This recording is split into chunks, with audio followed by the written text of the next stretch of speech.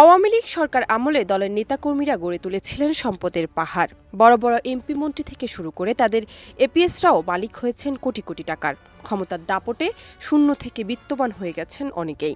এবার সেই তালিকায় যুক্ত হলেন সাবেক দুর্যোগ ব্যবস্থাপনা ও ত্রাণ প্রতিমন্ত্রী ড এনামুর রহমানের এপিএস শামীম আহমেদ। একসময় টিউশনি করে জীবন চালাতেন তিনি, অথচ এখন তিনি প্রায় ২০০ কোটি টাকার মালিক। রয়েছে নিজের নামে ব্যবসা প্রতিষ্ঠান। তার মালিকানায় গড়ে তুলেছেন গরু ও মাছের খামার। রানীগঞ্জে ১০০ বিঘার উপর করেছেন মাছের খামার। পোড়াবাড়ি এলাকায় প্রায় ১০০ বিঘা জমির উপর গড়ে তুলেছেন বেলা নামে একটি নার্সিং ইনস্টিটিউট।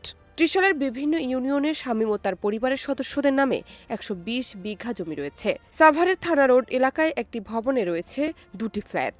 রাজধানীর গুলশানে নাভানা টাওয়ারে রয়েছে অফিস।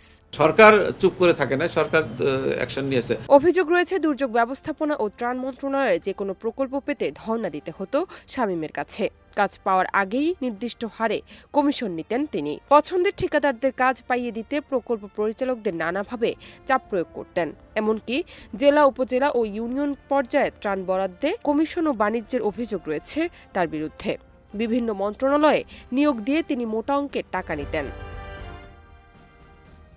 এপিএসরা গোটা কয়েক সুবিধাভোগী নিয়ে গড়ে তোলেন সিন্ডিকেট। এই সিন্ডিকেট দিয়ে পরিচালিত হয় খাল, বিল, নদীর ইজারা, ডিউ লেটার, সুপারিশ, বাণিজ্য, নিয়োগ, বদলিসহ ক্ষমতা কেন্দ্রিক লুণ্ঠন প্রক্রিয়া নিয়ন্ত্রণ করেন তারা।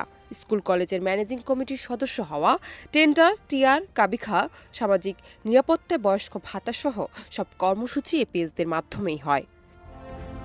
এপিএস হন মূলত মন্ত্রীর নিকটাত্মীয় ও ঘনিষ্ঠরা। এই সুযোগে বখাটেও নানা জায়গায় ধান্দা করে বেড়ানো লোকটি এপিএস হয়ে যান। ঢুকে যান সংরক্ষিত পাওয়ার হাউস সচিবালয়। সরকারি বেতন ভাতা, অফিস কক্ষ ছাড়াও তার নিয়ন্ত্রণে থাকে গাড়ি। এসব ব্যবহার করে রাতারাতি বনে যান বাড়ি গাড়ির মালিক। জান্নাত নিপু, দেশ রূপান্তর।